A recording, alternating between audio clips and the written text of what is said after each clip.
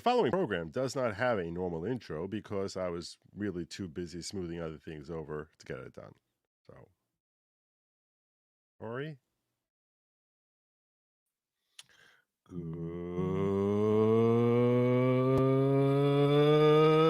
evening, everybody. Welcome to the following program. I'm your host, Joe Neerman, a.k.a. Good Logic. And I want to start off by wishing each and every one of you fine folks, some good folks out there. I want to wish you you fine folks the happiest of Halloweens. I hope that you got candy, you got your costume, you're sitting there, waving pennants, those little flywheel things that just go kind of like the precursor to the spinner, those little spinner things. What are those things called? Those spinner things? It's basically a pinwheel without the stick, right? I mean, that's essentially what it is. I just had that revelation in my brain 2 seconds ago, and I was like, it really is the same thing. How is it different? You can't. What's this? It's not called spinner. What's it called? You know what I'm talking about? Those fidget things that like you're supposed to put in your finger and you spin it, and it goes. But it does it like silently, but it's just no sound. Like it's in space, because in space there's no sound, according to the science experts. That's their claim is. Anyhow, so I hope your Halloween is going great. In case you're not keeping up with my schedule, which my schedule is expanding this week, it's totally like expanded schedule. So I've been streaming the trial of Donald Trump in Colorado. This is a civil suit brought by 6 petitioners seeking to have him disqualified from appearing on the Colorado ballot. They're looking to have the court compel the Secretary of State to remove him from the ballot. And yeah, that whole little fiasco. So I've been doing that yesterday and today, continuing doing that tomorrow. I had 2 streams today. This is my third stream, my third stream of the day. And after I finish now, figuring it's Halloween, I'm closing out Halloween. Well, it's post-Halloween for me, but it's still Halloween where Nick is. So I'm going to be joining Nick Rekieta after this stream, appearing on his channel. I will leave links in locals, so this way you know where to find me, because otherwise you'll be looking around. You'll be like, where's my Joe? I need my Joe. Everyone needs like their dose. I get it. So yeah, locals. That's where you find me. Goodlogic.locals.com. Goodlogic.locals.com. Or as Barnes would say, goodlogic.locals.com. There you go. So that is my day. Tomorrow I'll be resuming the trial. Tomorrow morning at 10 a.m. Eastern, which is my time zone. And lunchtime, I'm still trying to figure out how he's planning on doing this. I'm supposed to be merging or something with Viva tomorrow at some point or something. I don't know. He texted me saying, "Hey, you want to sort of co-sponsor something?" I don't know. I was like, well, how would that work with StreamYard? He's like, we'll figure it out in the middle of the show tomorrow. I'm like, oh yeah, nothing can go wrong with that plan. That's a great plan. That's a great plan. I was like, all right, let's do it. So that's my plan for tomorrow. So I'm spending Halloween with Nick Rekieta and All Saints Day with Viva Fry, and I think that's like the perfect combination, right? That's like I'm doing it right. I'm recognizing the nature of the men. I'm spending my Halloween with Nick, and my getting up to no good with that no good Nick, and then joining Nick, and then joining up, hopefully, if everything works out, with Viva Fry on All Saints Day. Former Saint, current Florida bad boy, Viva Fry. So that's going to be tomorrow. So, but my schedule is constantly changing. So if you want to find me, you got to go to that. I need to have a place that people can find me. I got to figure out where would people find me to know where I am. I'll come up with something. Oh, I know. I got it. Glasses, come on. You can check it out on Locals, goodlogic.locals.com. There's a few things I was thinking about covering before I got into my stuff. My stuff. I'm going to start off by getting into my stuff by welcoming Todd Sullivan, whose icon I vaguely remember, the bear. I think I've seen him. Here. But I'm going to welcome you back to the following. If it's your first time here, I'm going to, just in case it's your first time, I don't believe it is, but in case it is, or if you just upped your membership, which StreamYard is not really good at telling me if there's an increase in membership, because there's a following level, there's a disciple level, there's a prophet level, there's a high priest level, and all of that might make you think, wow, that's a very culty cult. They got their disciples, they got their prophets, all that other stuff. Man, this guy's even gifting. I like people who gift. Gifted, you know, I'm giving you for that. I should give you like a little appreciation. Yeah, so I'm gonna give you your appreciation. I'm gonna express my appreciation to you, my fine friend. Is that I am going to basically gonna give you the horn. That's right. The horn is coming. The horn is coming. Yeah, that was Putin you saw. He's coming too. So this is for you, my friend. God bless you. The following is not a cult. It's like the least culty type of cult imaginable. There really is. There's not even a leader. I'm not the leader. A lot of people say, oh, Joe, he's a leader. No, I am not the leader of the following. I am just a follower, just like you. We are all followers. And what I've seen is there's like literally zero goats. There are no goats, like zero. You would think, oh, every cult has goats. That's part of why you sign up. No goats, no sacrifices, no tossing virgins into volcanoes. None of that. None of it. It's like the least culty cult you ever saw. So welcome aboard, Todd, and to whichever new member was blessed. And this is a lie. It's not a cult. It's very much not a cult. Don't believe them. Don't believe them at all. Okay, I wanted to share something. I think it was Loving Two Limes, who's a Rumble follower, was asking me in my locals and also on Rumble. I noticed popping up over in my locals chat. It was this question here. Is Vladimir Putin dead?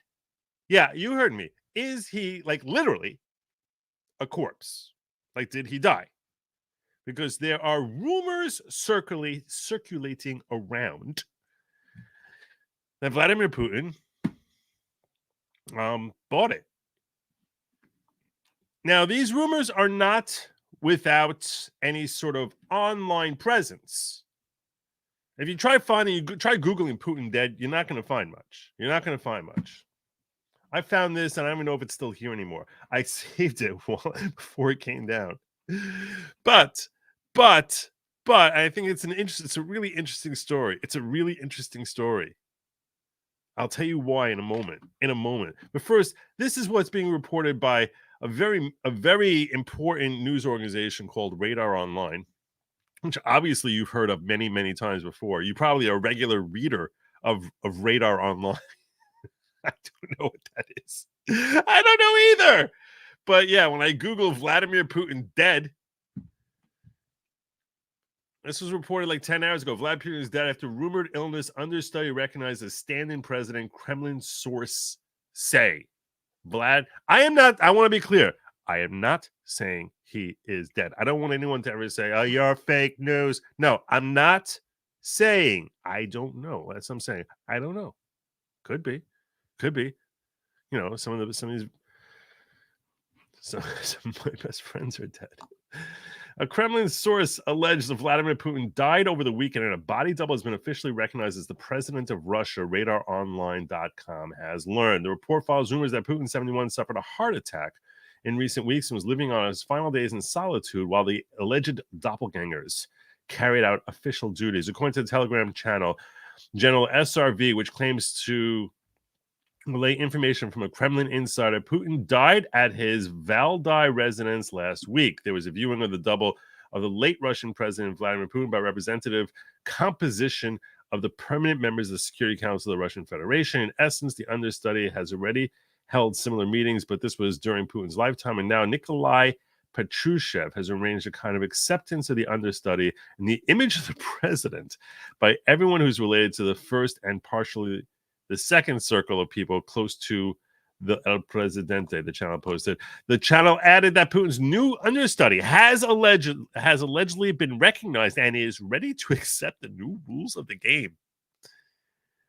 Wow.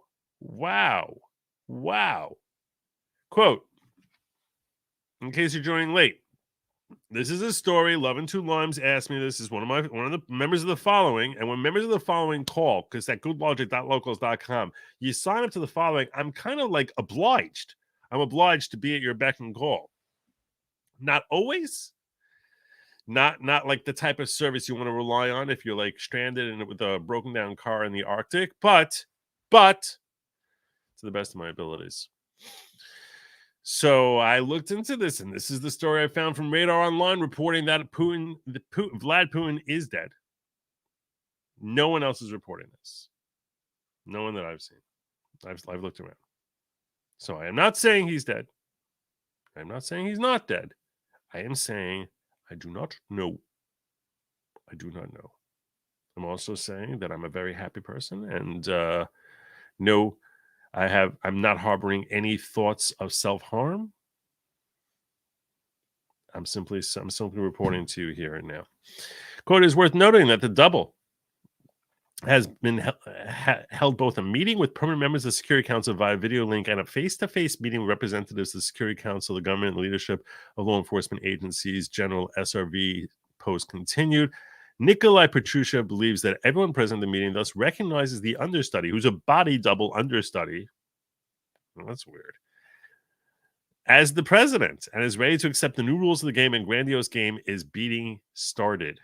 Telegram channel previously complained that Putin had to be resuscitated after guards found him convulsing and lying on the ground after suffering the alleged heart attack. While details of Putin's alleged death remain unclear, the channel suggested that the late despot's body was being kept at the Valdai residence. His face looks fuller. Definitely looks like a fuller face. I don't know. What do you think? Do you think he's dead? No, I am not. But I will make a poll. Do you think Putin is dead? And the reason this is an interesting thing, is because I think no one in the world really wants him to die. I'll explain why in a moment. Happy Nevada Day, Joe. I'm handing out candy and working on my mushroom cloud pumpkin carving because what's Halloween without the bomb? I don't know. I think it probably was around long before the bomb, but I guess, yeah. Everyone's got, like, every family has their own rituals. I don't know why. No, don't let anyone judge you, Bob. Don't let anyone judge you. Every family has their own customs. Dun-dun-dun-dun. It's inside the home of the Bob that God made mad. Joe, blink twice if the FBI or KGB is in the room. So this is what I'm saying. I don't think either of those entities want to see him dead. I don't think so. I think that if he did die, and I'm not saying he's dead. I'm not saying that he's dead because I have no reason to trust some entity that I never heard of until I Googled Vlad Putin dead as being like an authoritative source. However, it dawned on me, who would want to have Vlad Putin dead? He's a very strong, polarizing figure whose existence, his life, serves the purposes and benefits a great many people, friend and foe alike. If you think about it, let's process it, okay? Process this for a second. He's a very strong figure, beloved in his country. Supposedly in the polls, he's really pretty popular. I know we in the West say, no, all the Russians hate him. No, there's very little indicia that his own people hate him. Quite the contrary. Ever since Russia has been castigated as being this force of darkness, it seems as if he's become a lightning rod, almost Trumpian in the way that his people have circled around him. So yeah, I think that a lot of people, and I think they look at him as being a strong figure. Now, that does not mean he's not a maniac. He probably is a maniac. He's probably pathological and a very bad individual, very bad human being. He's probably a very bad human being.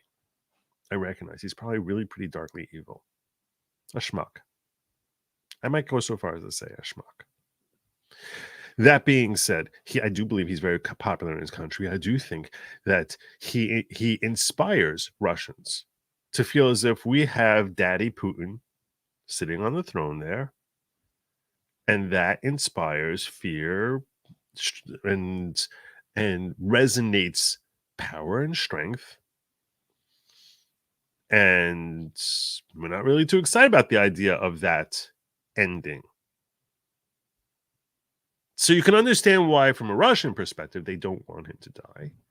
They're happier if he's alive. And you can understand why, from an American, Ukrainian, any other perspective from the West, they'd be happier if he's still alive, or at least if the public believes that he's still alive. Because if the world at large believes that Vladimir Putin is still alive, as long as he is out there somewhere as this grave menace to humanity, who's all about to start World War III, unless we march in there and send billions and billions of dollars to Ukraine and kick out funneling money in this big laundry machine of money, unless we keep coming out there and fight the boogeyman in the ways that only the Democrats and the rhinos can, well, then he's this looming threat to society who has to be stopped. He's the perfect boogeyman.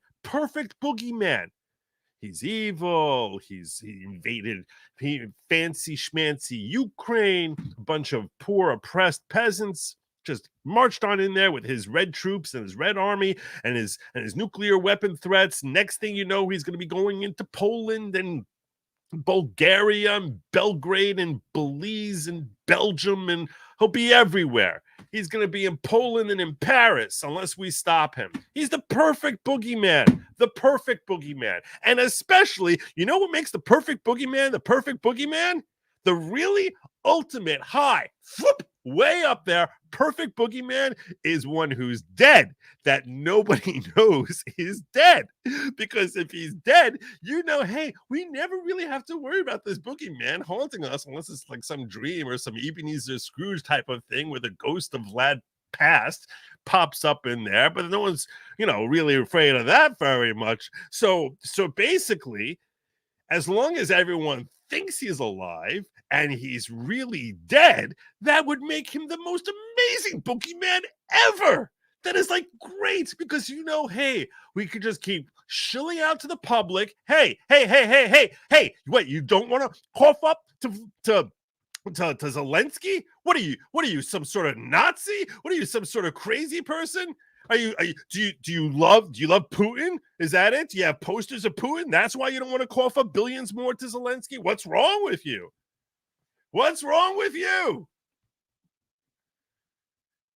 So yeah, I think the FBI does like the idea of having a dead Putin boogeyman. I think the KGB likes the idea of having some sort of representative of Putin still being up there. I think that everyone, all the major players in the world, anyone who has a reason to know, from across the entire Europe, all the way across the shining across the pond to the shining Americas, to Trudeau and everyone.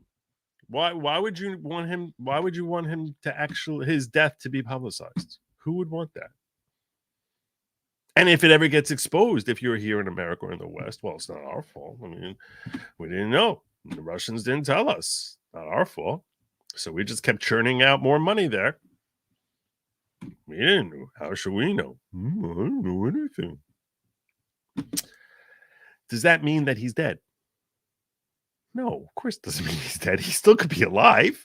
He still could be alive. I just think it's a fascinating scenario where you have such a lightning rod who is so loved and so hated that neither side would want to publicize his death if, in fact, he died. Now, he might be going strong. He might be like, his heart might be beating fast and he might be going out there and running on a treadmill right now. I don't know. Or he could be in some corpse in Valdai, buried next to his favorite puppy or horse. But at the end of the day, if and when he were to pass, there's a lot of reasons to question, would we really find out about it that fast? That's all I'm saying. I don't know that he's dead. I don't know that he's alive. I'm simply saying that if he dies, why should we assume that there's this great urgency for the public at large, by the powers that be, for the public at large, to learn about his death? I can't figure out why they would want us ever to know. That's my thought. I hear Vlad is pretty good at piano. I don't know what that means. I don't get the joke. I don't get it. Kelly, thank you so much. I appreciate the love. I really do. Peter Shea, look, names involved with uranium. Everyone forgot. Valiant Renegade, member for 1 month. Who's this Joe guy? I like him. You should all too. Smash that like and share. I can't possibly do as good a voice as he would, but thank you, my brother. Thank you. And I want to publicly acknowledge that this guy here, Valiant Renegade, smashing through the 50,000 sub mark. You should sub up to him. He should have 5 million subs. This dude is awesome. He's got, it's beyond having a voice for radio that basically makes it makes Howard Cosell just like green with envy in his grave. It's true. Facts. Green with envy. Yeah. Aside from that, he happens to be really smart, really based, and highly entertaining. So congrats to you, my brother, on 50,000 subs. Here's to seeing you at 100,000, 500,000, 5 million subs. You're awesome. Kudos to you, brother. Valiant Renegade right there. Anyhow, Pam says, Putin who rules without a World Bank component? One wonders. I'm telling you. He's the perfect boogeyman, especially if he's dead and it's a doppelganger. It's perfect boogeyman. Perfect. I'm going to put up a poll. I'm just curious. I'm torn. Should I make the poll about whether or not we would know about it if he dies, or do you think he's dead? That's what I'm torn about. That's what I'm very torn about. Those are two good polls. Is there some way I can merge those into one? Life expectancy in Russia is 71, 34 years old. Putin is 71, so he's dead. Supposedly the story was yanked. I'm going to hit refresh and see if it's still here. Let me see if I hit refresh if this story is gone. Because I pulled this up. I'm going to refresh it in front of all of you. Let's see if this story was yanked. It's still there. All right. Well, there you go. Okay. Anyhow, which way should I do this poll? Should I do this poll as tough question? I'll see when I get there. Okay. I'm going to do the poll as start a poll.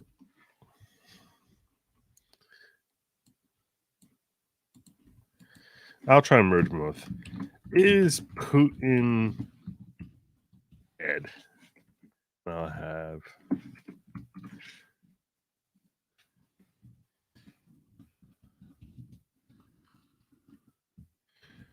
when he dies, we won't know. They will cover up.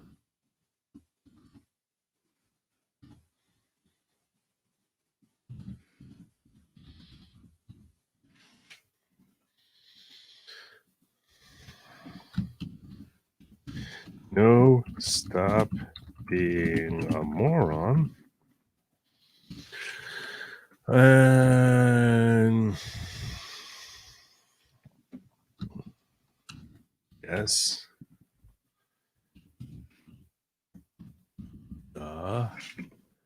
And does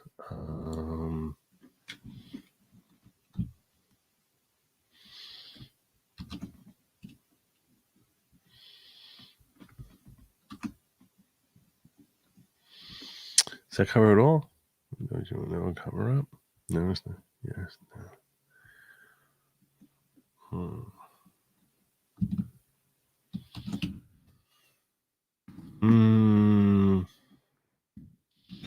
We would.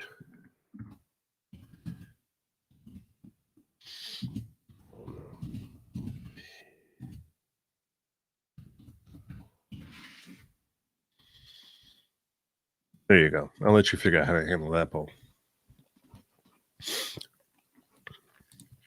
Okay. All right. I'm about to get into Tucker in just a moment. Let me just get through these last couple chats. Kimmy Hunt says, Duran says, same hoax channel, General SRV claimed he had cancer, dementia, and pooped his pants. It's BS. All right. Okay. Probably is. It probably is. I was very careful about not reporting this as being factual. But Love and Two Limes here asked me to run it down. And what can I say? I'm a slave to locals. I hope my boy Vlad isn't a goner. Exactly. All right. So there's our opening story. I'm up over my 500 subs. If you hit like and subscribe, then I'm going to start my story. So if you can just do that, I'm going to start getting to work here. And I'm going to start off with Tucker Carlson talking about now that we know George Floyd. That's the one I really wanted to watch. All the Tucker things, have been like 4 drops since the last time I covered him.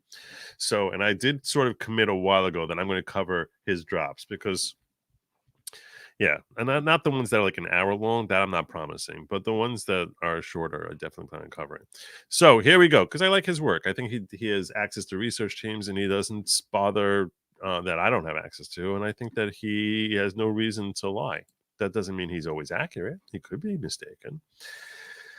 And I'll let you judge for yourself. And the first story is going to be about George Floyd. Yeah, you remember that George Floyd. In case you might not have heard the story. But George Floyd, just to give you a quick backdrop, was a man who happened to be black, and I would not mention that other than the fact that it's relevant to this story. So apparently he went into some sort of place like a one of those marts, those little bodega mart type of thing, tried buying cigarettes with a fake 20. The Koreans in there or some other minority, I don't know, white folks, whoever, probably not black, because if they were black, then this story almost definitely has a happier ending. Says, get on out of here with your fake 20s. And he's sitting in a car outside when the police pull up, and they end up basically accosting him. And a man by the name of Derek Chauvin, who is one of 4 officers on the scene, ends up kneeling on him, people taking pictures, yelling at him, get off of him, you're killing him. And sure enough, he dies. Lots of fentanyl found in his system, lots of other stuff found in his system, but they said that you leaned on him for 8 minutes and you caused his death. There was a whole big trial. His attorney, whose last name was Nelson, I think that was the last name, definitely either his first or last name, maybe it was Nelson, doesn't really matter. I remember him being actually a pretty good attorney.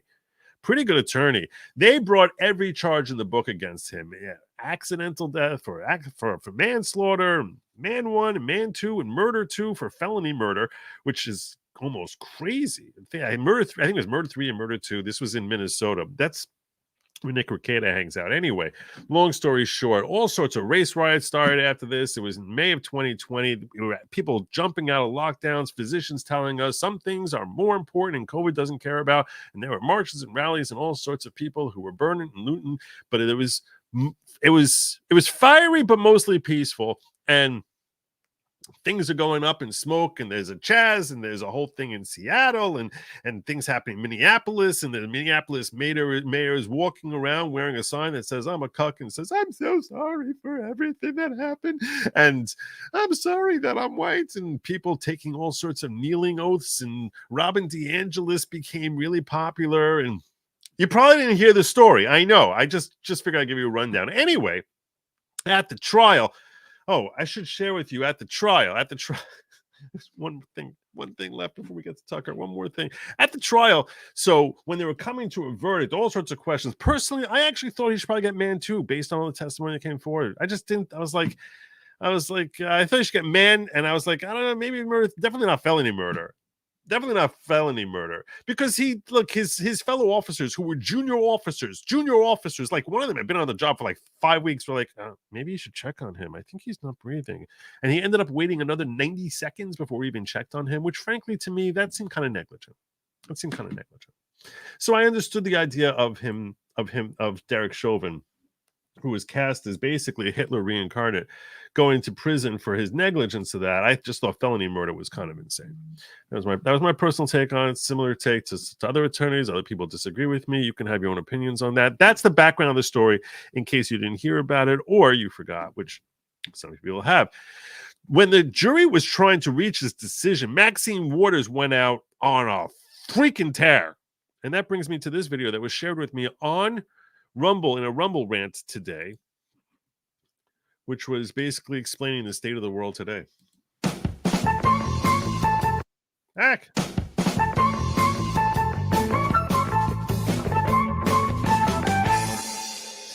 Go home, you're my special boys. Go home and be special there. Be peaceful, don't be rude. Go back home. You are my special. He's inciting violence! He made me violent! I'm violent now! If we don't get the verdict we want, we need to confront them! Get in their faces! Be more confrontational! Mostly peaceful, mostly peaceful, mostly peaceful, mostly peaceful, mostly peaceful. There you go. Thank you so much for watching. Here's a little rundown, which was shorter than mine. There's a little rundown that's a little shorter than mine. Anyway, Tucker Carlson has thoughts.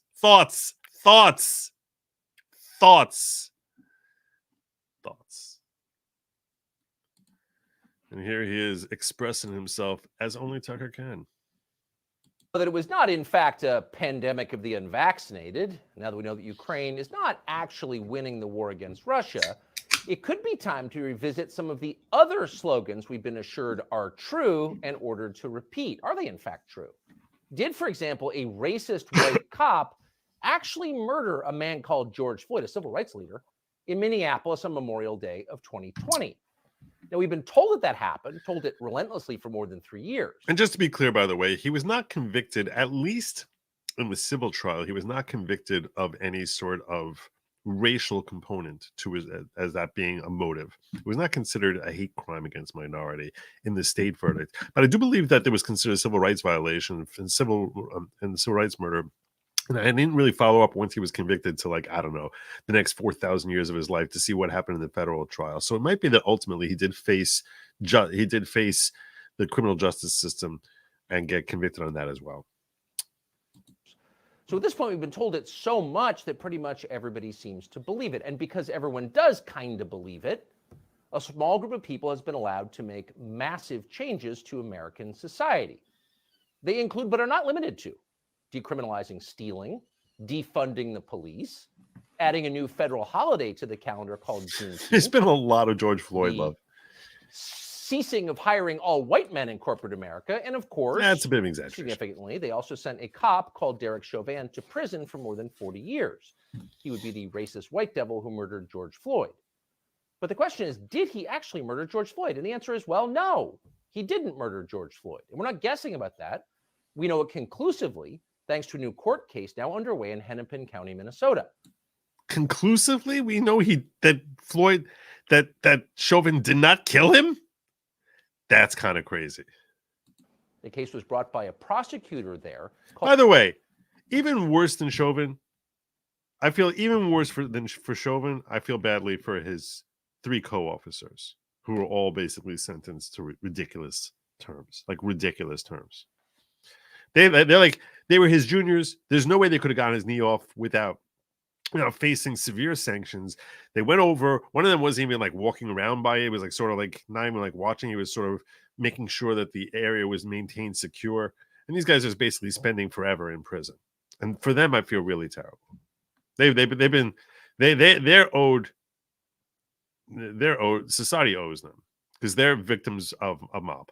That's what they are. They're victims of a mob. Called Amy Sweezy. She's suing her boss. So the case is not actually about George Floyd or Derek Chauvin, but it tells you Let's go back a little bit here. Significantly, they also sent a cop called Derek Chauvin to prison for more than 40 years.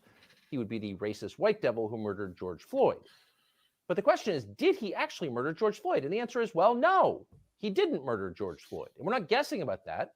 We know it conclusively thanks to a new court case now underway in Hennepin County, Minnesota.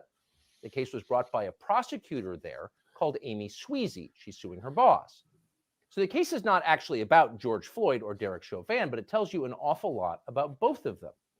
In her deposition, which you should read, Amy Sweezy describes a conversation that she had with the county medical examiner, Andrew Baker, right after George Floyd died. Quote, I called Dr. Baker early that morning to tell him about the case and to ask him if he would perform the autopsy on Mr. Floyd. Sweezy recalls all this under oath in the deposition. Quote, he called me later in the day on that Tuesday, and he told me that there were no medical findings that showed any injury to the vital structures of Mr. Floyd's neck. There were no medical indications of asphyxia or strangulation. Oh.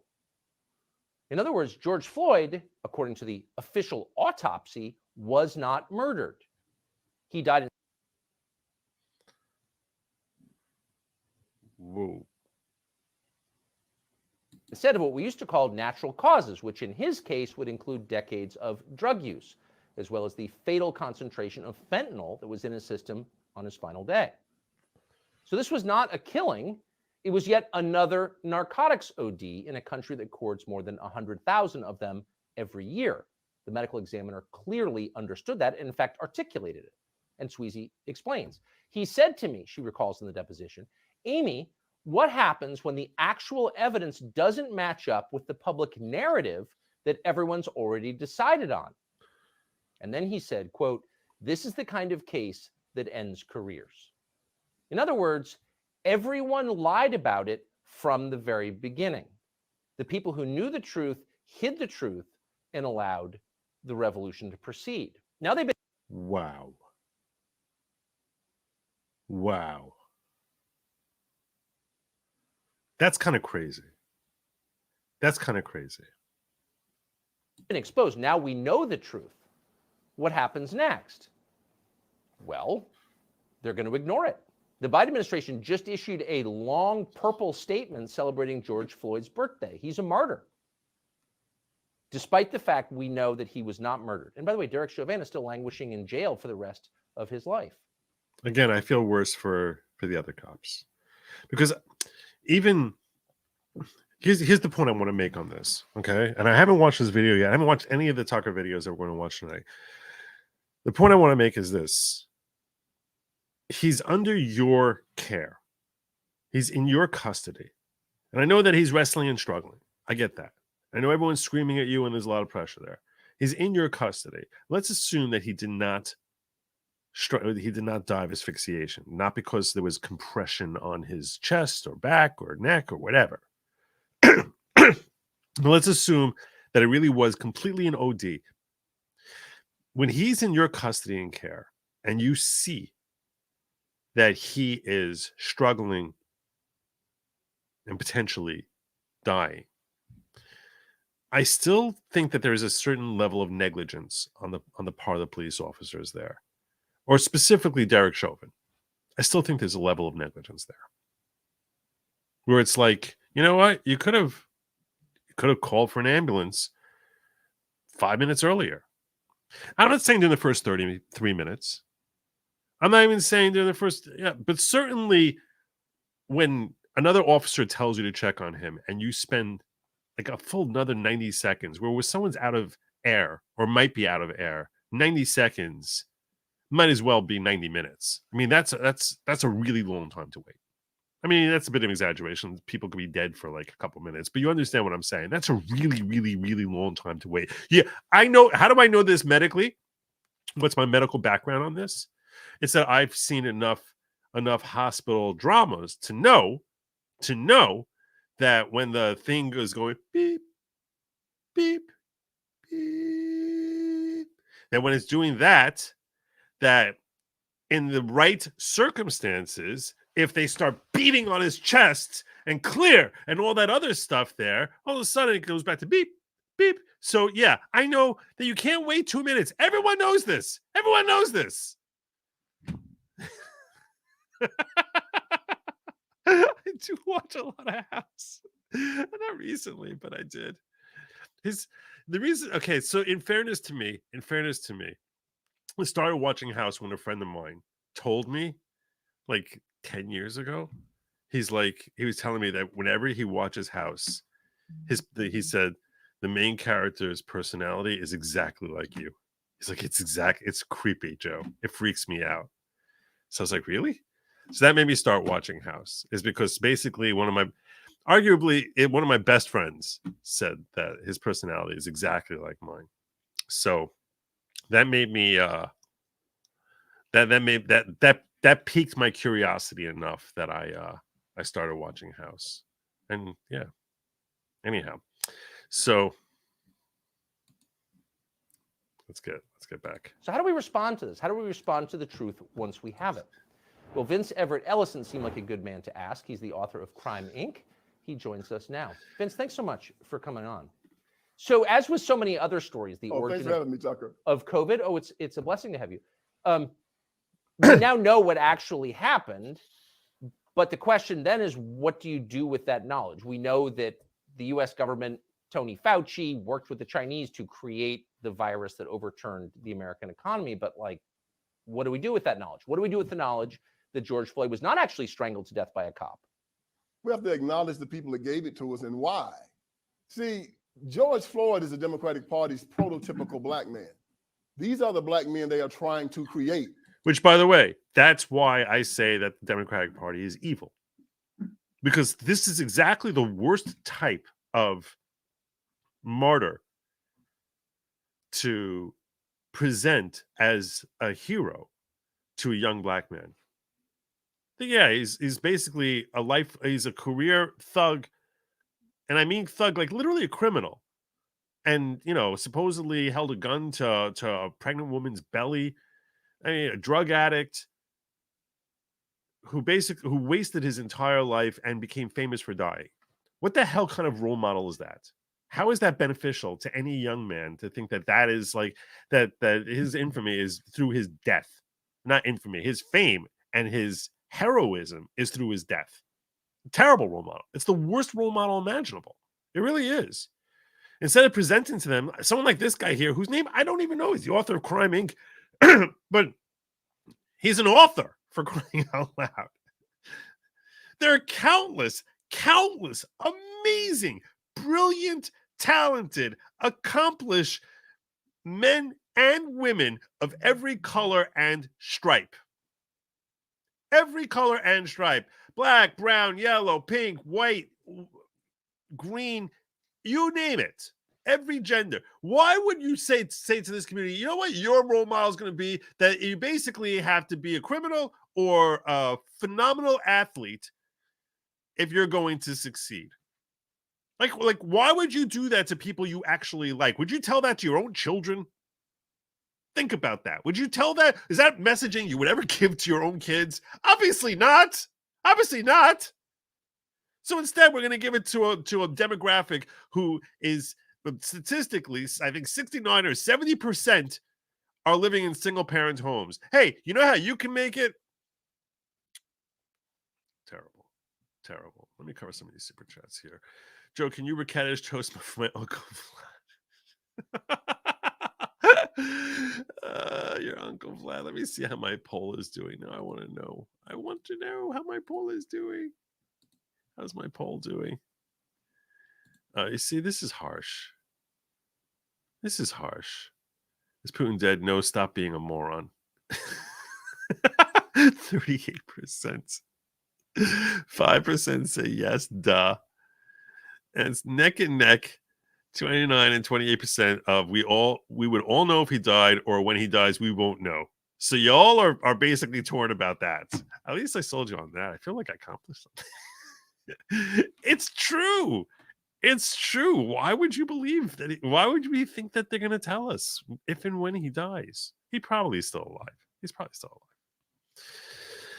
By the way, I sent you a message on Locals with the "Good Morning is Racist" TikTok vid, 2 minutes, but you can watch it at 1.5 easily. Let me do a quick look there. Because I know that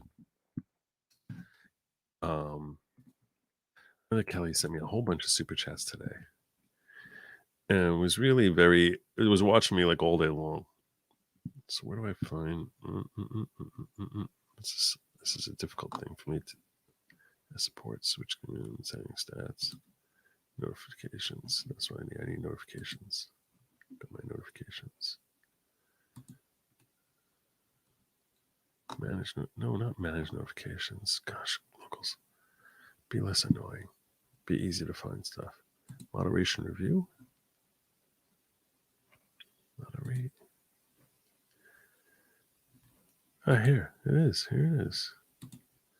Let's see what you said to me.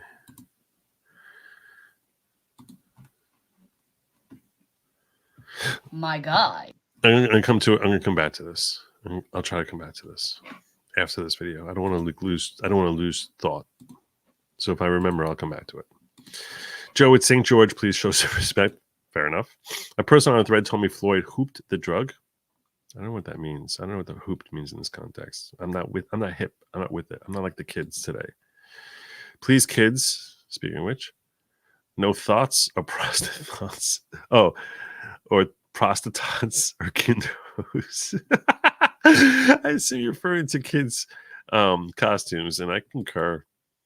Sean was also concerned with the MMA dude threatening him mere feet from them, which is also why the ambulance didn't come right away. Okay. Mega Mob Bass says, screw House. Let's go back to the 70s and watch Emergency. Emergency 51. Emergency 51. That's right. They show caused the birth of modern emergency medicine as we know it today. Modern medical shows suck as far as realism. There you go. I gotta start walking with a fake limp. KVL, evening, Joe. That's their culture, though. They celebrate getting out of jail while shun you for graduating college. It's terrible. It's terrible. Why would anyone present that messaging? Do you think this will give all the cops new trials? It can. It should. It should. It depends on whether it's like actually like a finding. You see, here's the question. If it's something that she testifies about, that's really just one person's testimony. So it should be enough to create that. In this particular case, because of the strong public narrative against having a new trial and the emotions that can stir up, the unrest that could stir up, all that other stuff, I expect that the Minnesota Supreme Court is going to work very hard to try and circumvent this and say, well, that's one, it's not proven, that's her allegation, we don't know if that's true, and even if she wins her case, I have to read the actual deposition to know. But it's a really good question, because you would think that this testimony from an officer of the court under oath is incredibly significant. Incredibly significant. I mean, she could be lying. We don't know. This is Amy Sweezy. She could be lying. But yeah, it's for Chauvin's attorneys. I'm sure they're ready. If they haven't filed anything in court yet seeking a retrial, I am positive they will seek it. And if it was anyone whose death was less celebrated than George Floyd, I think it probably would stir up a new trial. Given its context, tough. It's tough. So George Floyd has to be elevated. He has to be celebrated. He's perfect to them. He was poor. He was uneducated. He was a drug addict. He didn't have a job. He was down there begging and crying and asking the white people to not kill him. Oh, put in the To rear. a Democrat, for to quick. a white Democrat, this is I don't know the how anyone would know perfect that. black man. So he has to be elevated. Look, not a few days ago, Kamala Harris and Joe Biden celebrated hip hop music. They had a celebration of hip hop. Hip hop culture is America's culture. It is a genre. It is music and melody and rhyme. And hip hop is also an ethos. Can she say something that doesn't make her sound as if she just had a lobotomy? I question. Like every time I hear her talking, it's like she's talking to us like we're third graders, and it's or younger. I'm telling you, I wouldn't even talk down to my third grader the way she talks. And soda is tasty. When we are thirsty, soda helps quench our thirst because soda is wet. And things that are wet, when we drink it, it helps quench our thirst. Oh my God. Oh my God.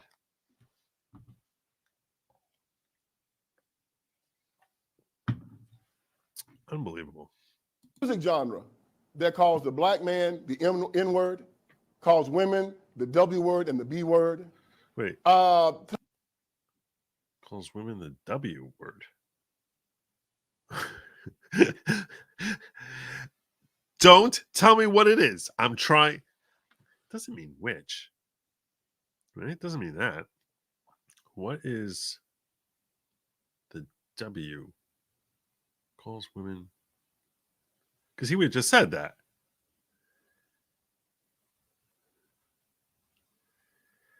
I don't even know. I don't even know. All right. This will be a mystery. The W. White? White? Is that what it is? They call women white. Maybe. White. Talks about misogyny, shooting police, smoking dope, selling dope, fighting, killing, acting a fool. They celebrated this genre. Why? Because this is how they see Black America. They see us the same way they see George Floyd. And they have to make more of us because everywhere they rule. John F. Kennedy stood in front of the Berlin Wall in the 60s and said, if you think that communism is great, let them come to Berlin. Well, if you think that the Democratic Party is great, let them come to Detroit. Let them come to Chicago. Let them come to St. Louis. Let them come to LA, Portland, Seattle, Memphis. Anywhere where they rule, you will see George Floyd's all over the place. And they're proud of them. In Baltimore, Maryland, they spend $21,000 per child for every child up. Tucker's putting on his serious face for this. I got to master that. He's just letting him rent. There inside the school district. Not one school is proficient in math, science, or reading. But they keep it going every year. Why? Because they're producing George Floyd. But and George Floyd's vote for the Democrat Party. But why would, so when most of us, you, me, I think all normal people look at George Floyd's life, you think this is a disaster. This guy never added anything. He took a lot in prison at least 8 times. I mean, his life was a tragedy at best. Why would you want more people like that? Because he votes for the Democrat Party. And then he teaches his children to vote for the Democrat Party. And then these white Democrats can feel superior to him. Yeah. He can be controlled by them. Just like, think about an old slave plantation, Tucker, back in the day. How they wanted their slaves to act. Subservient, obedient. W word is take the S out of worse. Worse.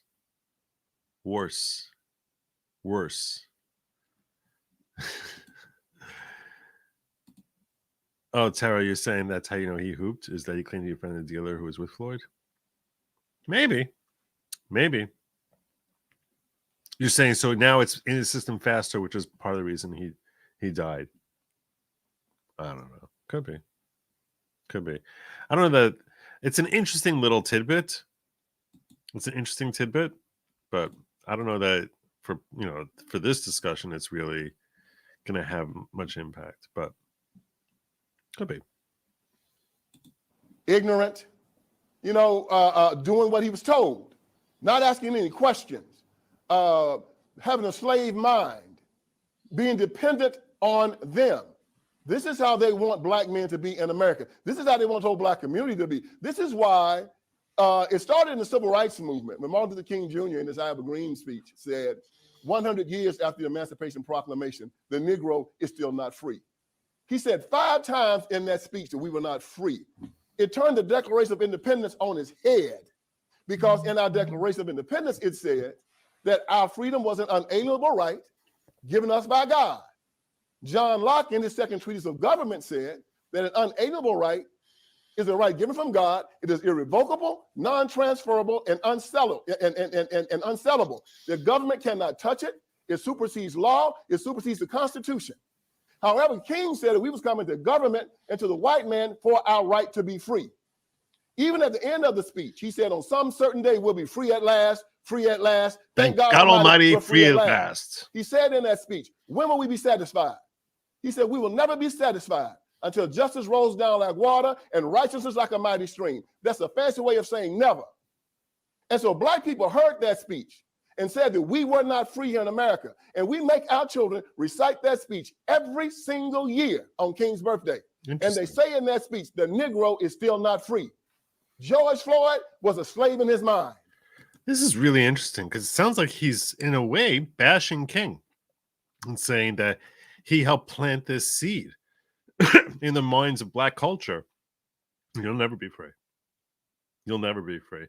And I don't know enough about Dr. King to weigh in and say that that's what his objective was. It's possible that that was the outgrowth without it being his objective. He was saying he was looking to push for social change. And at the time, he felt it was true. If he was alive today, that he wouldn't think that's true anymore. But certainly it's not because of oppression of I mean, his whole I have a dream of the white of whites and blacks, living together in harmony. That seemed to pretty much come true. Pretty much come true. As much as you could realistically ever hope for. But I don't know. I'm not sure. I don't know enough about his teachings. And I also suspect this is the thing. Whenever we're looking at historical figures, which love him or hate him, he's definitely Dr. Martin Luther King is definitely a historical figure. Excuse me. I think a lot of times when an historical figure is famous for the concepts that they have imbued onto society that seem lasting, I think frequently we sort of look at that as the final say that person has on any issue that he's ever weighed in on. And that is etched in stone, in part because they're gone. And in part because it's something that it's comfortable to remember them for. Without really taking into account that most men on many issues will grapple with how they feel about certain things. How they feel about what is right versus what is wrong. As they mature, as they age, as they have more time to assess developments in society throughout their lives, our perspectives shift radically. Case in point, I was talking, a month or two ago, about how 20 years ago, I was a very big believer that government intended to benefit its people. Our American government was essentially good. And I firmly believe that. As a child of, I was born in 1970. My teen years were through the 80s, very strongly believing in America can do no wrong. Russia's the bad guys, and we're always good. We're virtuous, clean, pure, and everything outside of America is at the very least dirtier and less good. And in some cases, downright evil and necessary to be destroyed.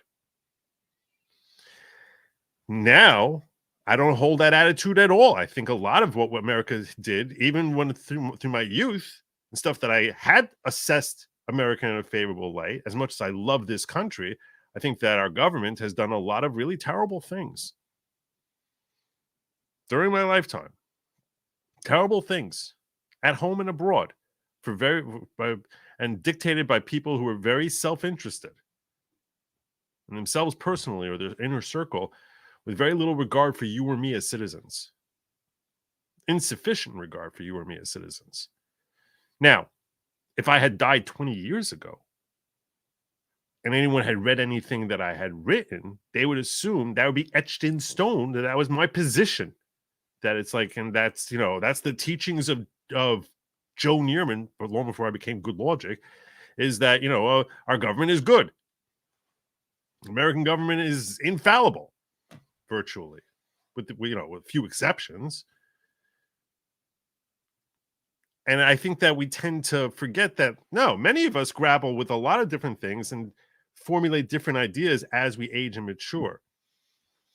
So let me get to a couple of these and then I'll get back into Tucker. Trenton Paul, $3 for equality. Thank you. Cable.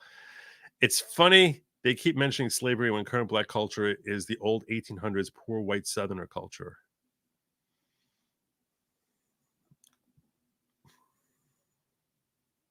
Is it really? Current black culture is the old 1800s poor white Southerner culture. I don't really understand that, Cable, because that's not how I picture poor. I don't picture blacks who are struggling today or their current black culture. I don't really see the link there to white Southern, impoverished white Southerners of 200 years ago or 150 years ago. I don't really get that. I gotta sort of. Thank you for the support, Scraps Alamep. Mega Mob says, Rampart, this is Squad 51. Rampart, this is Squad 51. Go, Emergency 50. See, I got it. I knew what you were talking about. Go ahead, 51. Rampart, we have a male about 40. Rampart, we have a male about 40 years of age, about 208 pounds, parent OD. Please advise. 51 start IV on D5W. Lactated ringers, transport ASAP. 10-4, Rampart. Great. That's great. That was really good. We may not be more virtuous, but we smell better. Yeah, well, that's certainly true. 5 million classified docs absolves me of U.S. guilt. Well, I guess so. Yeah, if we keep it enough secret, then we don't know. We don't. If enough is kept secret, we don't know of the stench. And the civil rights movement caused him to be a slave in his mind. And today they're still marching, 60 years later, telling black people, you're not free. Beg for reparations. Beg for affirmative action. Kill your children in the womb. Cut off your child. You castrate your children. Let drag queens come into school and shake their behinds in your children's faces. Run God out of the public square. And then they end up like George Floyd. But the one thing they do consistently is you're referring to what Cabo was talking about. Yeah, I have heard that before. And Thomas Sowell certainly knows more about black culture than I do. Thomas Sowell's freaking genius. Tina. Hooah! What you calling me? What you calling me?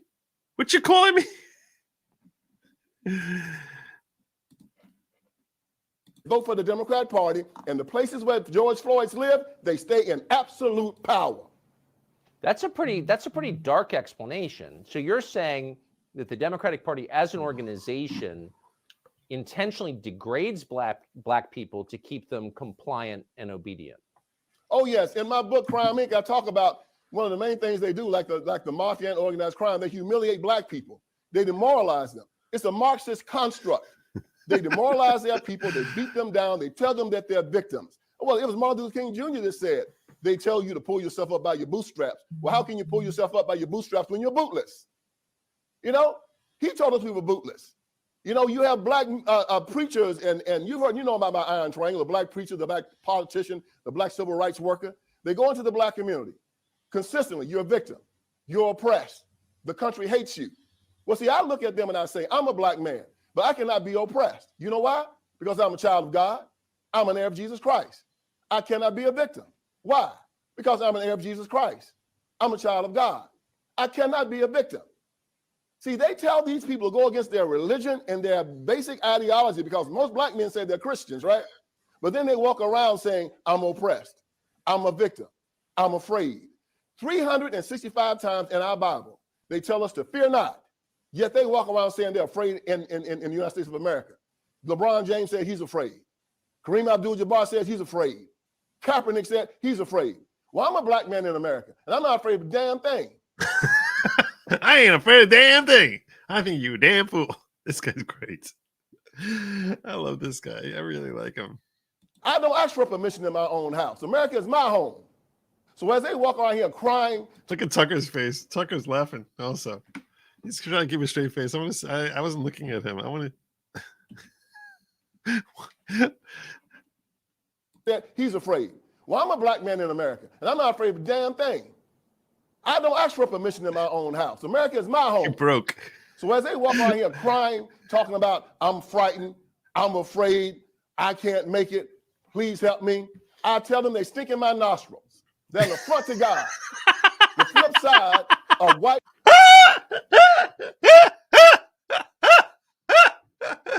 Oh, so good. Oh my God. Who is this guy? The author of Crime Inc. Oh my God. He's so good. He is so good. I want to get him on here so badly. Oh, what's his name? Now I gotta find this guy. White male intimidation during the civil rights was also black male cowardice. They laid down and let them beat them, slap them around, rape their wives and their children. Well, no, not me, never me. I'm a free man. I live in the United States of America.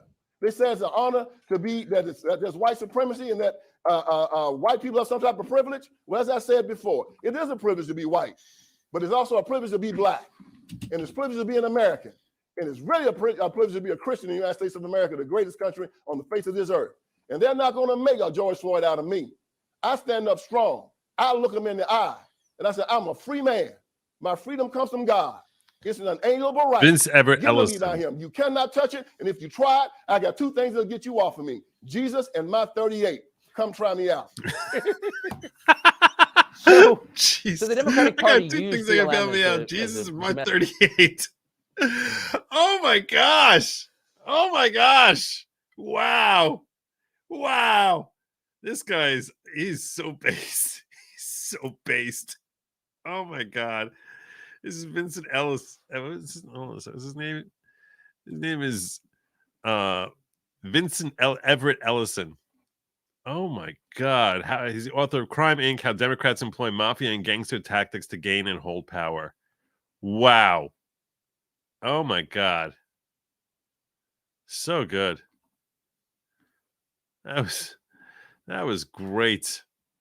That was great. How does anyone not like him?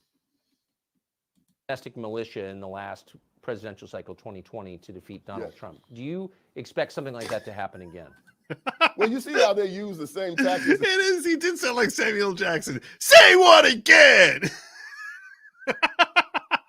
That's good call, Sherry. As Iran. Iran has Hezbollah and Hamas as their militias. And the Democratic Party uses BLM and Antifa as theirs, throwing the rock and hiding the hand. Of course they're going to do it. They've always done it. Even at the beginning, they used the Ku Klux Klan for the military ring. Now they're using BLM, they're using Antifa, they're using NAACP, and they're their suicide bombers. They're their shock troops. They're their brown shirts. They're their street soldiers. And they're going to go out there, and I guarantee you, Tucker, they're going to look over all the black-on-black violence. They're going to look over all the black men killing black men. They're going to look over all the snatching grabs and all the burning and all the fighting and looting and acting a fool. And they're going to find one crazy white cop that's going to do something to some crazy black man, and then they're going to try to burn this country down for it. That's their plan. That's their template. I hope America's ready for it because it's coming. And it always works for them. It always works because the press and everybody's just waiting. Oh, they're on the starting line just waiting for it. And as soon as they find that golden kill, watch them go crazy with it. BLM is going to start getting their money from the Democrat Party because that's who they get it from. The same way that Hamas gets their money from Iran. BLM gets their money from the Democrat Party. And BLM does not stand for Black Lives Matter. It stands for burn, loot, and murder. And that's what we should call them from now on. Vince Everett Ellison, Bible and a 38. It's great to see you today. Thank you Damn. very much. That was great. That was so great. I can't believe I almost missed that. That was so good. Wow. Wow. Unbelievable. Unbelievable. Slang version. How minus the W. How minus the W. Ho and meaning the garden. Oh. Oh. Now I get it, Wind Walker. Thank you. Thank you. I appreciate that. I feel, see, I don't know why none of you could explain to me the way Wind Walker did. That was perfect. Thank you. Mega Mobbass says, Jack Webb produced Emergency Dragon and Adam 12. He showed LEOs in a positive light where it was all business, no agenda. Wish we had more officers like Reed and Malloy. I never saw Adam 12. That was a little before my time. Like I said, I was born in 1970. No question about their purpose, but yeah, that was a little before. Adam 12 was a little before. For days. Kelly Bruner, member of the Fog for 2 months. Thank you. Welcome, Kelly.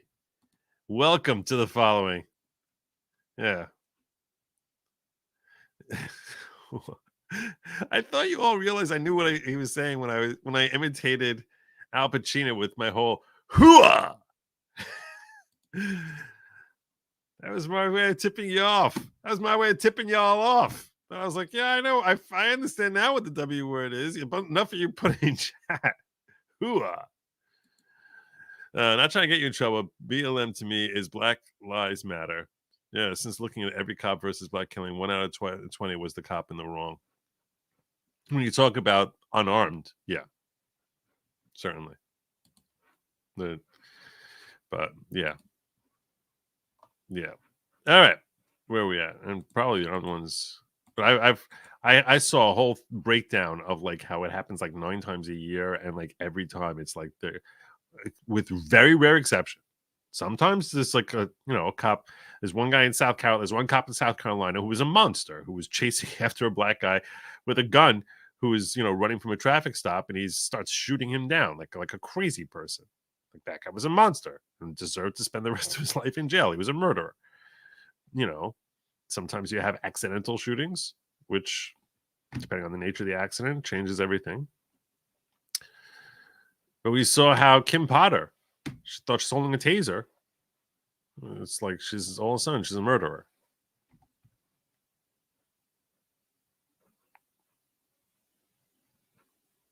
Clearly.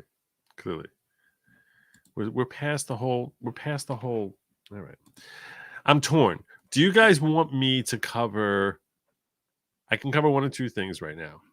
The two things I have pulled up here. One of them is Biden. All of Biden's crimes back in the Ukrainian government as it throws priests in jail may be the most revealing. That's episode 34 of Tucker. Or how to avoid World War III with Vivek Ramaswamy. That is 22 minutes. It's 11:16. I'm going to do it pretty quick if I do that one. I'm going to do it pretty quick. What do you guys think? Vivek or Ukraine? Vivek or Ukraine? I'll probably enjoy Ukraine more. Only because I think Vivek is going to lead to a whole Middle East thing. And I'm purposefully been avoiding Middle East for like the last couple of weeks. All right. Well, I'm saying Ukraine. We'll go Ukraine. You guys like me. All right.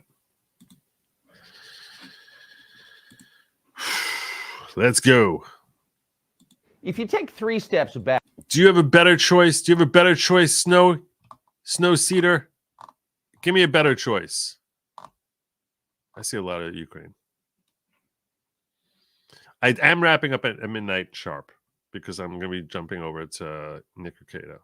A lot of what's happening around the world seems like an attack on Christianity. Thanks to the Neocon Project, virtually the entire ancient Christian population of Iraq was eliminated. The US government, under several presidents, has funded effectively the killing of Christians in Syria. And this continues throughout the Middle East and in Eastern Europe. In Ukraine, the most obvious example. The Ukrainian government has now banned an entire Christian denomination, and virtually no one in the United States has said anything about it. We thought it would be worth learning more. Bob Amsterdam is an attorney representing that denomination. He joins us now. Mr. Amsterdam, thank you very much for coming on. Explain, if you would, to people who haven't been following this, what's the denomination, what's its status now, and why? The Ukrainian Orthodox Church is the home of Orthodoxy in Ukraine. It's been around for 1,000 years. 5 years ago, which, by the way, they throw that out there, and I'm like, man, we keep forgetting how America, which we keep talking about how America is in its decline. This is something that I heard Vivek say. You know, a lot of people look at America like it's in its decline. America is in its infancy, and he didn't really make the point that exactly the way I'm making it now, which is relative to like European countries. America's a baby. It's a baby. It's 250 years, 400 years, 500 years. It's a joke. That's a joke. Think how far back British history goes, or Middle Eastern. Oh my God. Oh my God. I mean, we can track, you know, Rome centuries before Jesus. Greece. I mean, look at it. Those cultures go back 10 times as long as America's been around. So I don't know. Maybe we're not like too far away. I don't know. I just got my link from Nick. Government, in its wisdom, set up what is called an autocephalous church, an independent church, independent of any connection to Russian canons, and decided that that church should replace the spiritual home of Ukrainians. That church, called the OCU, has been engaged in an absolutely vicious, unlimited campaign to steal property, harass, intimidate, and jail clerics, force conscription on believers, act in a manner that is almost unbelievable in a civilized society. And they'll use the excuse that this church, which, by the way, completely separated from Moscow in May of last year, is somehow connected to the Russian FSB. But based on the testimonies I've reviewed, there seems to be little substance to this allegation. And in fact, there are other institutions in Ukraine, like the secret police, who have been far more infiltrated by Russia than this particular church. Yet there is a reason for it, and it's a sad reason.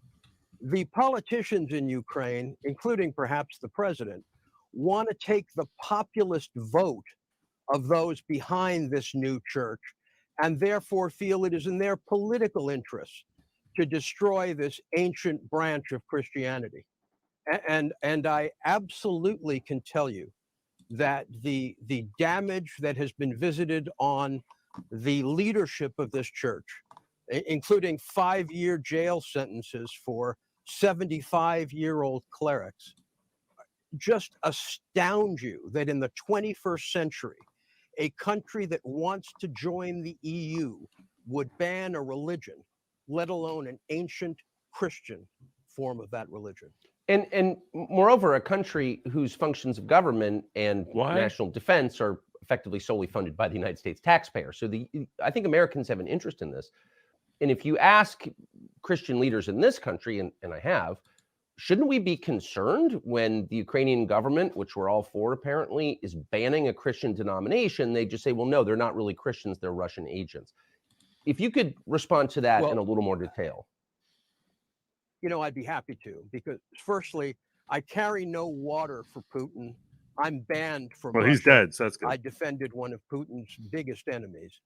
And it is very hard for this particular branch to obtain counsel, because people are so afraid of being connected to Russia. We have mobilized so much hate and animosity towards Russia that it is completely obscene. And there is a huge PR ban on saying anything that is critical of the Ukrainian government or President Zelensky. And as a result Wait a of second. that, Is that why my channel keeps getting suppressed by YouTube? Because I'm not nice enough to Zelensky? Is that really what it is? Because I've said some not nice things about him.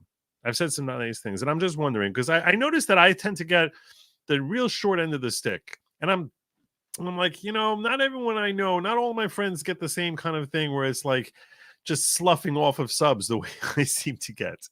I was like looking at my sub list this afternoon after I finished streaming, and I'm like, yeah, I lost 400 people in the last month, in the last 28 days, and I'm like, it's astonishing. They're literally taking off 20 people, 15, 20 people a day from me.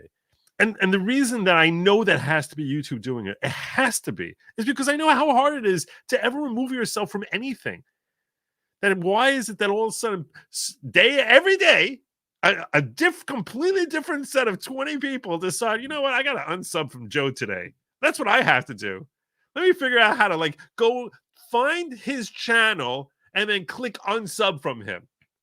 I mean, that doesn't make no sense. It can't be. It can't be. It's not possible. Especially because I'm giving the similar type of messaging here that I give on Twitter. And on Twitter, I just go up, up, up, up, up, up, up. Why would one social media place be going up, up, up, up, up? Thank God. But why would one be going up, up, up? The other one, it's like it's like I'm fighting against this river. And it's like pulling me backwards. And I just keep... no, oh no. Maybe it's because of Zelensky. That would explain so much. That we fail to understand the context of internal Ukrainian affairs. And the Russian connection, the allegation of FSB connections, were it to be true, the evidence against these four metropolitans would be substantive, and yet they're painfully inadequate. The charges of one metropolitan who has 400 children he's adopted relates to hurting the feelings of other Christians or other denominations. I mean, these charges are on their face political charges. So as an attorney who's operated in a bunch of different countries over many decades, and I would encourage people watching this to look up your resume. I think it speaks for itself. You're not an agent of the Russian government. I gotta tell you, I'm like halfway through this video and I'm feeling like I've given no meaningful input on it, which makes me feel uncomfortable. Like I'm like stealing. And part of it is the fact that I've been doing 17 things at once and only paying it like 30% attention. Not gonna lie. The other is that this topic is not something that I'm feeling resonation. It's not resonating. It's 11:26. What I'm going to do is this. I'm doing about face. I can work on the fly. I'm doing about face.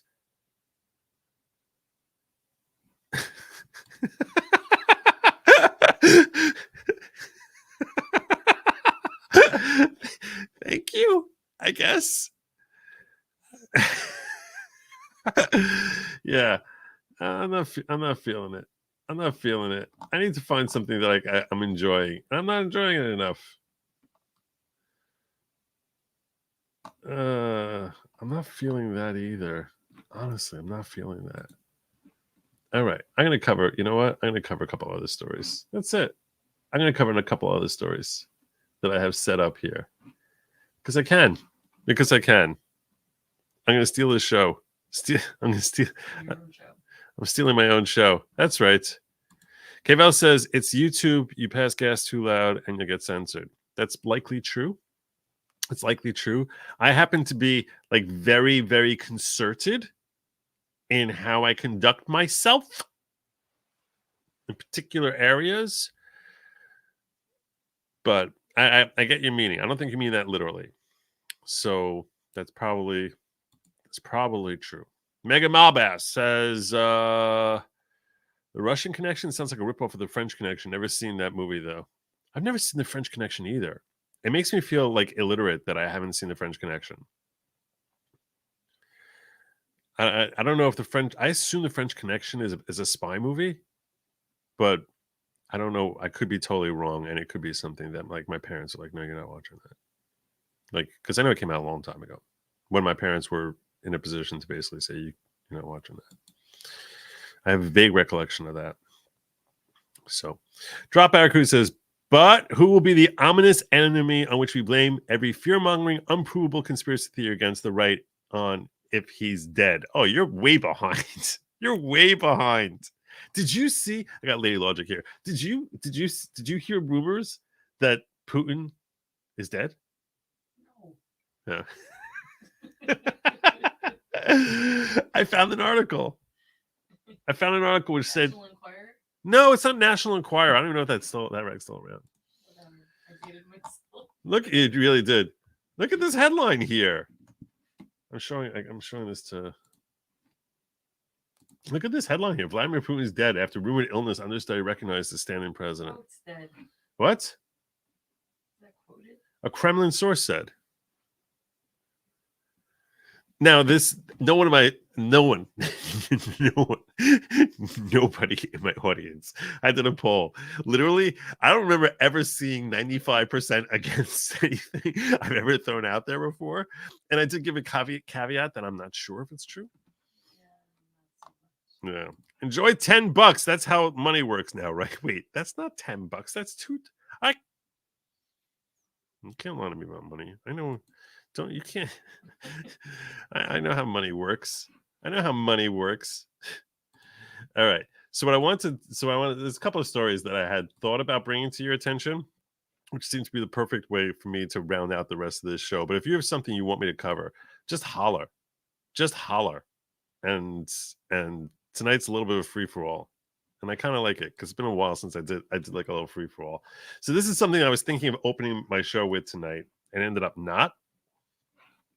Because I was like, the Putin thing has got. There's my $10. There's my $10. Thank you, Liz Boss. Oh, you're too kind. I appreciate that.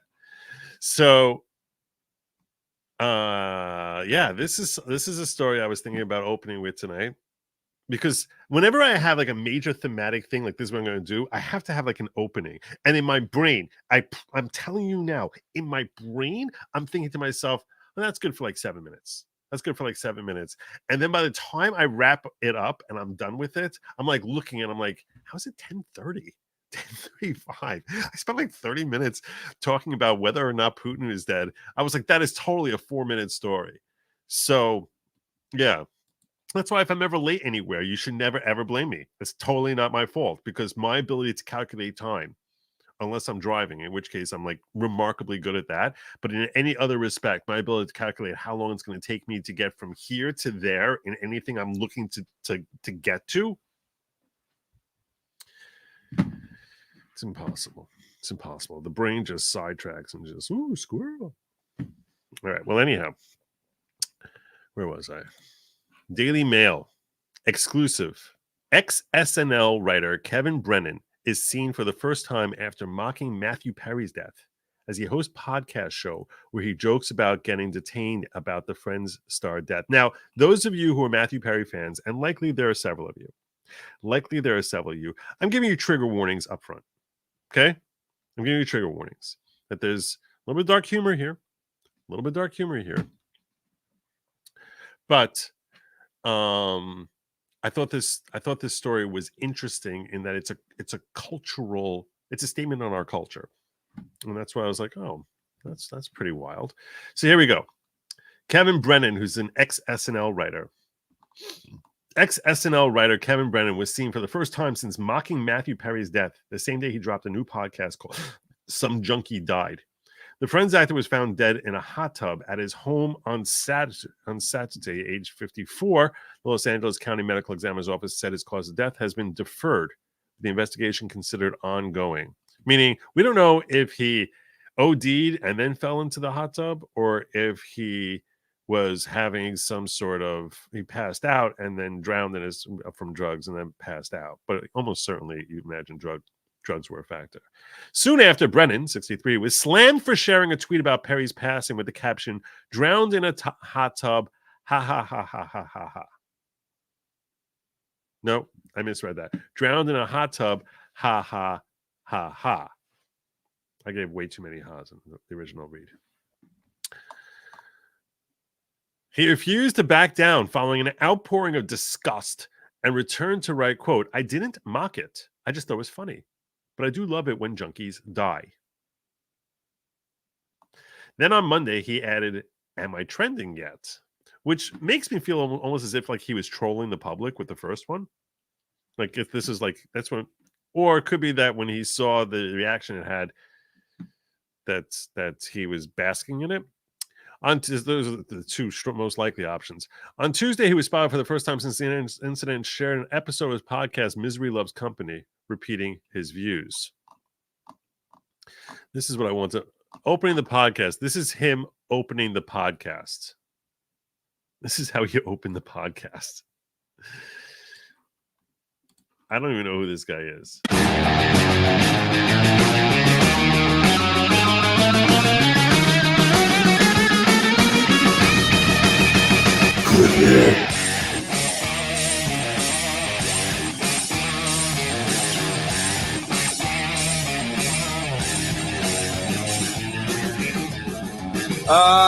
Sorry about the delay. I was detained by the authorities and awkward as fuck. And the authorities are involved. This is what you do when you tweet ha ha ha ha ha. You can't be tweeting ha ha ha. They act like I fucking killed them. I mean, press charges, arrest me. It's fucking unbelievable with this place. What's going on? How many people are sniping me? I'd be sniping me if I was me. Yeah, right. Can I snipe myself? You knew it's good for you. Can I snipe myself? Considered sniping? Yeah, we could do a tiny little version of us down in the lower left-hand corner. That could be let's try to get caught up, Chad. So apparently his follow-up as far as making a joke about being detained, that's what really caught my interest. That's what this article is about. I didn't mock it, I just thought it was funny, but I do love when junkies die. And someone said, "Why is drowning in a hot tub funny?" And he said, "Because it's not very deep." Okay. And the reason I thought this was interesting is it is reflective of, I think that I'm positive he faced a whole lot of hate. I'm positive he got a whole lot of hate. And I think it's reflective of our culture that we have today, where we have sort of almost like a very twisted sense of what deserves our utter disgust and disdain. Meaning, I was actually thinking about that. I was like, if he had killed him, he probably wouldn't get the same. People would be angry at him. But that's a different emotion from disgust. And the reason I think that's important, is because I'll tell you right now, there is no emotion in the world as demeaning as disgust. When someone has a feeling of disgust, they just look at something like, yeah. That is, to me, I don't think this is really I think that is a million times worse than anger. That is a million times worse, because basically when you look at someone with disgust, revulsion, that emotion is something that it doesn't wash away. It's beyond hate. It's I don't just hate you. Like it's like my like everything about you makes my taste buds just like that. The opposite of love is definitely not hate. A very close friend of mine, who was brilliant man, said to me many years ago that the opposite of love is not hate, it's indifference. And at the time I was like, yeah, that's definitely true. He said it's much better to be hated than for people to just not even care about your existence. But I'm torn about indifference versus disgust, because disgust is something that you're not simply indifferent to, but you've cordoned off in your brain that this thing is beneath contempt. This is something which should be like eradicated, not because you don't, because it's not because you just dislike them, but it sort of gives you a feeling of like, I can't have this thing around. It's a different sort of feeling, revulsion.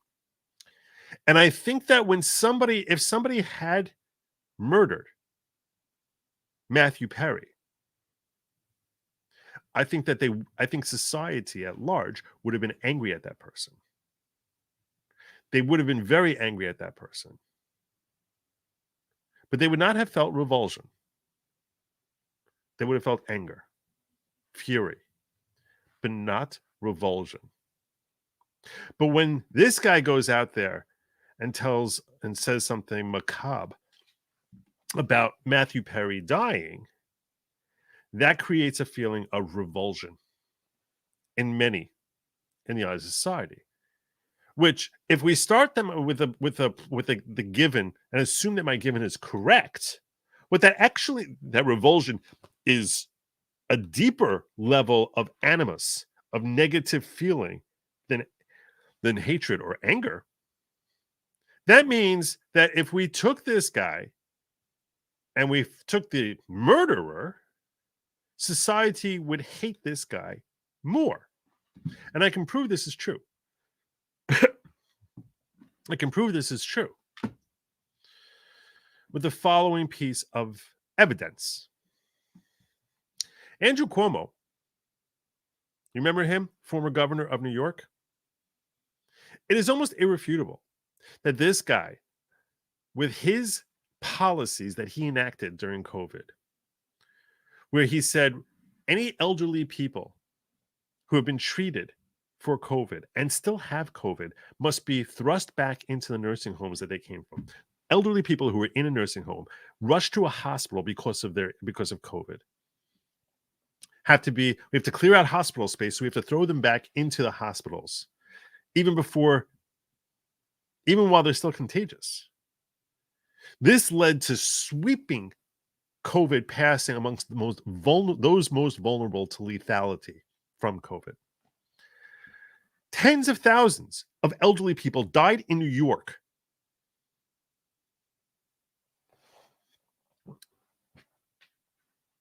I don't want to overstate the number.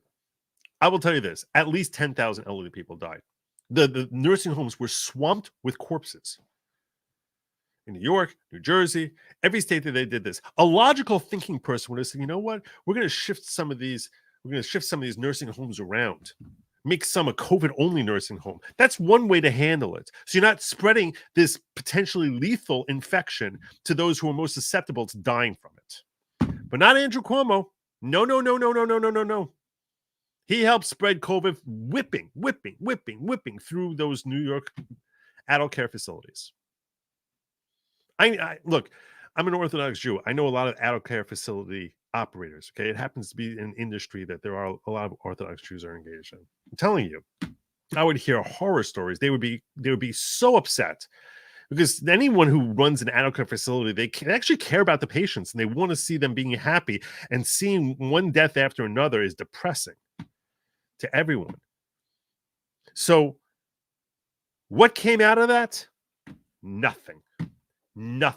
This man, Andrew Cuomo, anyone who thinks it through for 10 seconds recognizes that he became the merchant of death during COVID. The very worst anyone thought about him was those who were opposed to his policies, those who were calling him out, they felt anger toward him. Was he removed for that? No. What does he get removed for? For being a lecher. For being a sick pig. And with this woman or that woman or another woman or a different woman, AOC is like, oh my gosh, can you believe we had to remove him? I actually did a video on it.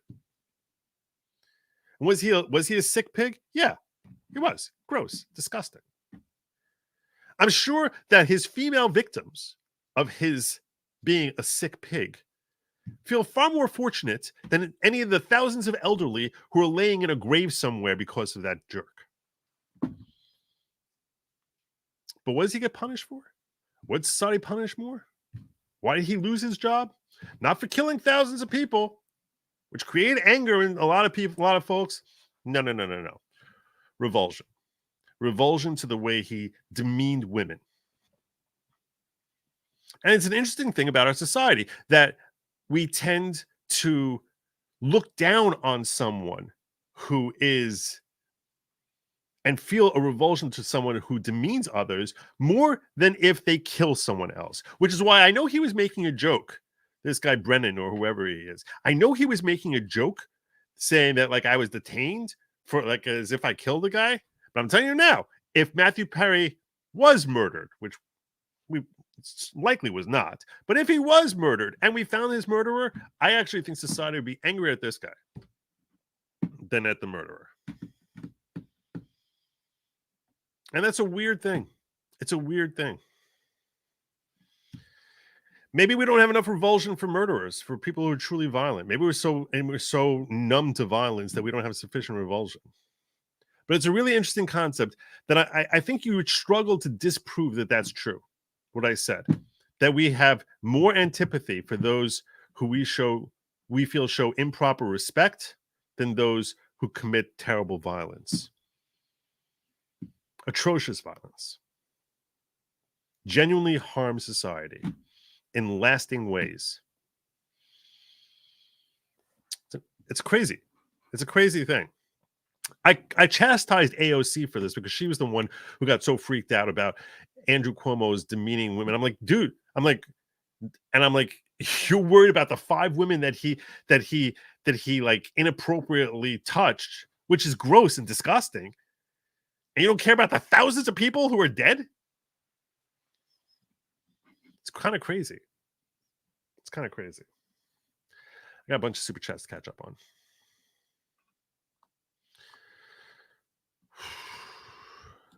Putin got lupus and died, Dr. House.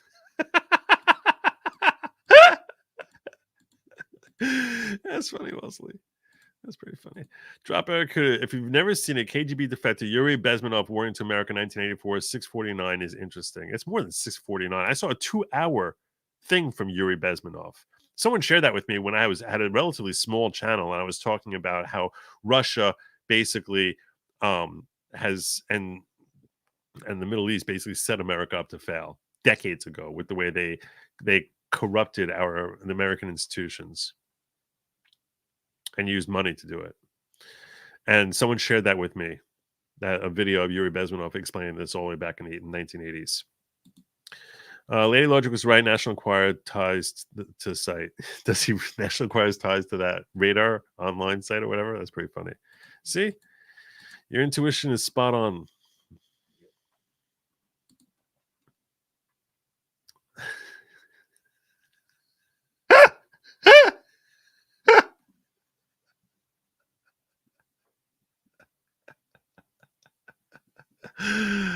That's not nice.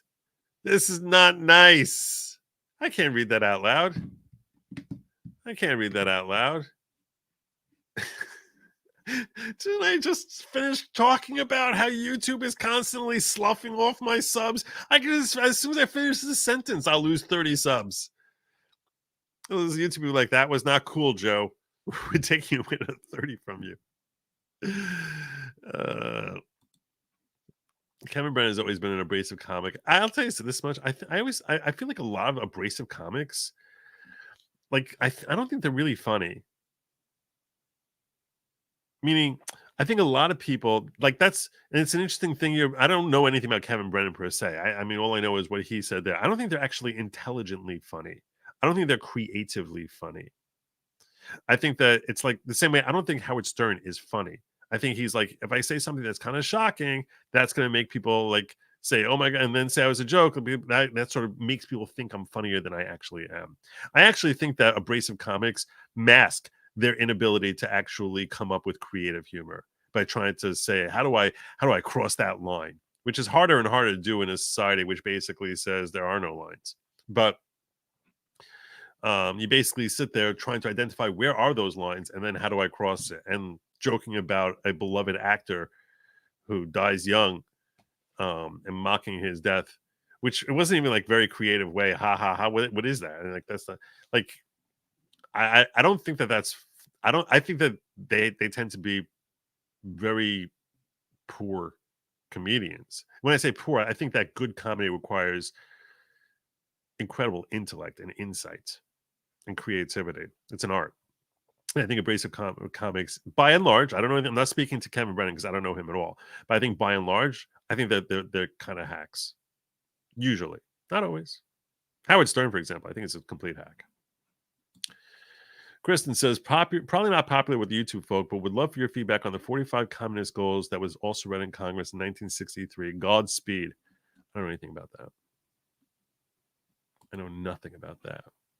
45 goals.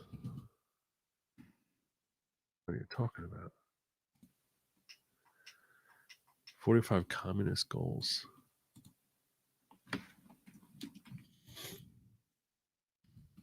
Sounds like it's going to be like a really long thing to look through.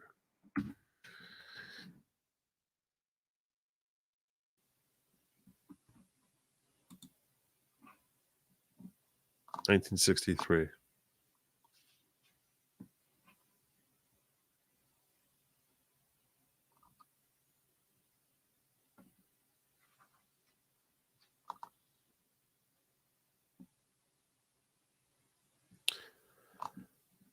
Huh.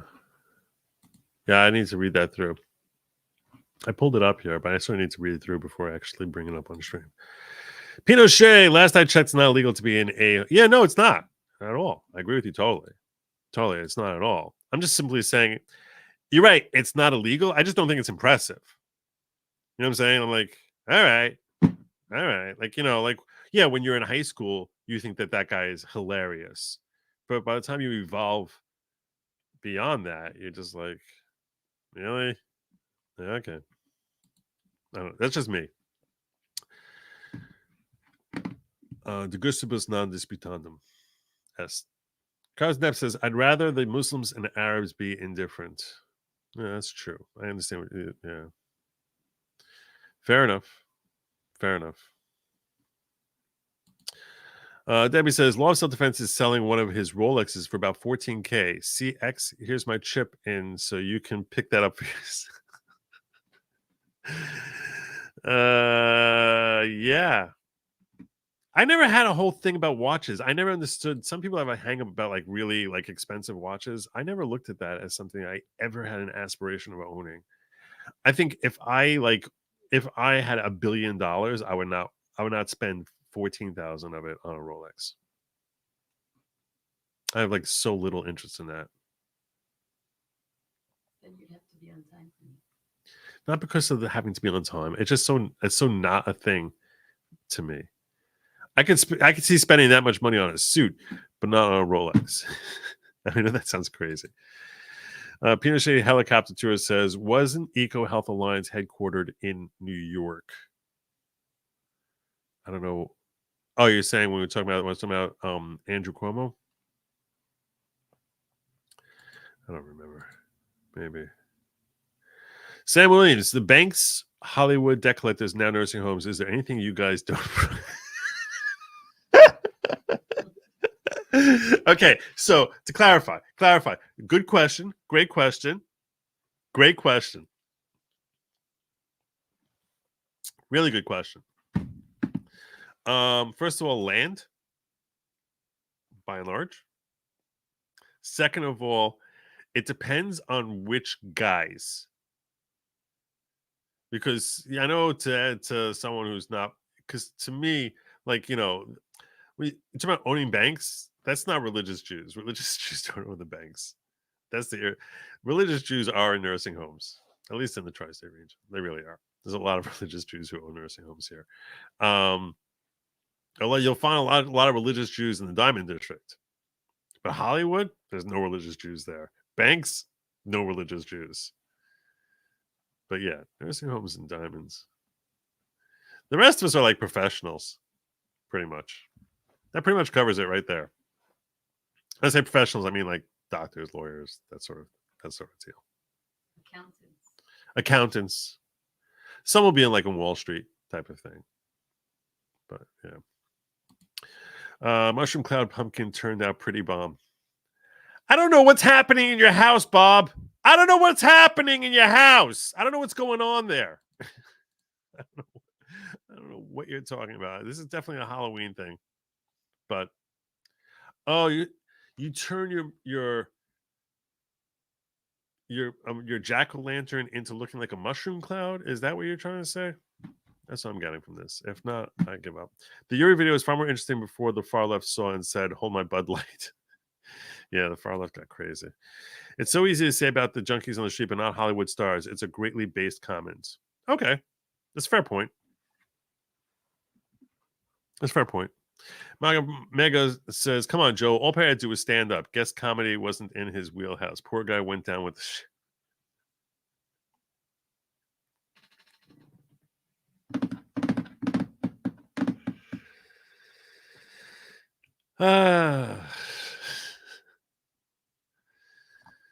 Yeah, that's fair enough. You cannot get a Rolex for $10 in Frisco. No, you cannot. It's not a Rolex. It'll be like a ROIEX with a capital I. That's what you get. That's what you get. R0 Lex. That's what you get for $10 in San Francisco. All right. Should I here's the last thing I'm going to share with you here. Which the last story, and this is like a 5-minute story. Oh, did I miss something here? I want to make sure I didn't, because I've been like really I've been good. Okay. Make sure that I'm good over here also. Big Boop says, Joe Neighbor, whichever Tucker video we go with, you should stream the other one in locals after Nick. I'm doing a brief appearance on Nick. I'm doing a brief appearance on Nick. Okay? A brief appearance on Nick because I have to do I'm doing a trial tomorrow. Okay? So I told him like an hour is how long I plan on staying with him.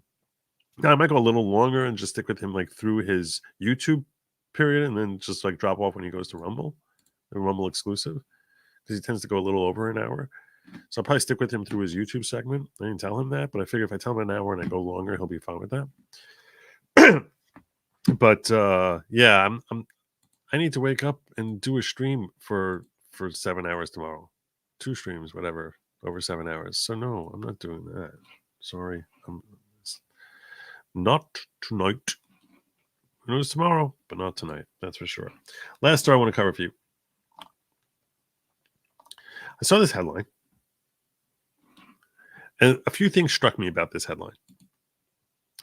Trump will be jailed for violating the gag order in the January 6th election cases, former lawyer Ty Cobb says. First thing I noticed here was Ty Cobb. And I was like, a lawyer named Ty Cobb? Really? That's a lawyer? Trump is a lawyer named Ty Cobb? That's kind of crazy. I mean, how many people I don't know any. I don't think I've ever met any human named Ty. And your last name is Cobb and your parents name you Ty. That's pretty cool. But yeah, you see, you had the same thought as me. You're the same thought as me. Yeah. Yeah, see, a lot of you are like Ty Cobb. All right. Yeah. Hugh Jerrickson claims to have a cousin named Ty. That's what Hugh Jerrickson is claiming. I guess Ty Beard. I didn't think of that. Yeah. I never met him though in real life. Trump will be jailed, but he says Trump will be jailed. So then the next thing I saw was like Trump's lawyer says he's gonna be jailed for the violating the gag order in the January 6th election. And then I realized it says, oh, former lawyer. And then I started thinking about who some of his former lawyers were. Like, I don't know, Michael Cohen or a handful of others who hate him.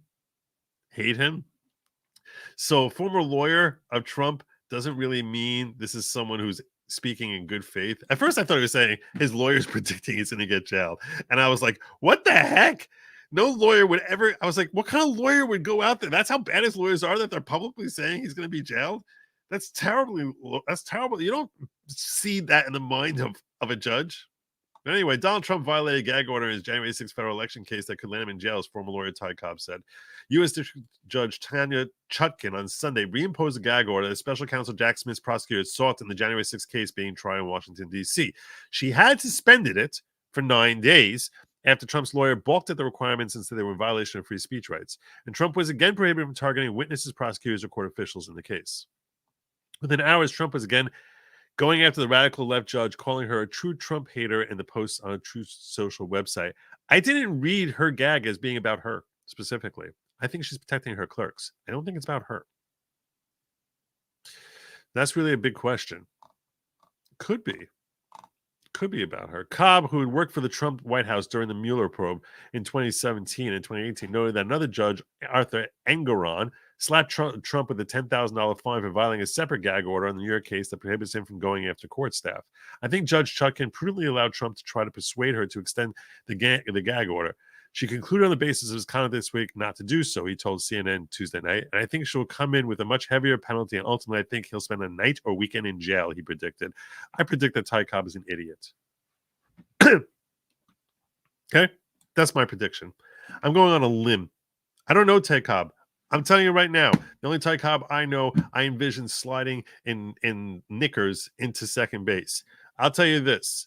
Do you know how hard it is to sort out throwing him in jail? Seriously. Do you know how hard that is? You can't just throw him in a prison. Do you know how hard that is? I hope she does. I hope she does. Oh my God. If you thought the picture that was seen around the world of his mugshot was a big deal, throw him in prison for a night. Oh my God, that's perfect. So perfect. Get his little Secret Service swirling around him there. Throw in Oz. Do it. Throw in Oz. Get pictures of him in an orange shirt, an orange jumpsuit with wearing like he's like, I don't know, Big Paulie with like a white with a white wife beater. Oh my God. Oh my God. That would be amazing. Amazing. Throw him in jail. I don't know how you would sort it out with the Secret Service, which is a big reason that I had questions about what they're doing with this stuff at all. Because I figured even if he lost in the DC trial, they'd probably sentence him to serve his time locked up in Mar-a-Lago. Maybe they'd find some federal facility that's like, you know, Palm Springs and give him like, you know, some sort of like, you know, crazy nice facility that he's alone. You got to keep him safe from inmates. He's got Secret Service. But that's what Ty Cobb thinks. He's going to spend a weekend in jail. Yeah. Sure.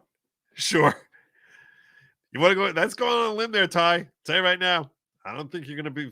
I don't think that limb is going to hold your weight. Me personally, I do not believe that he's going to end up spending a night in jail. That's my final thoughts on that story. His lawyer has a good pitch. A good hook slide, too.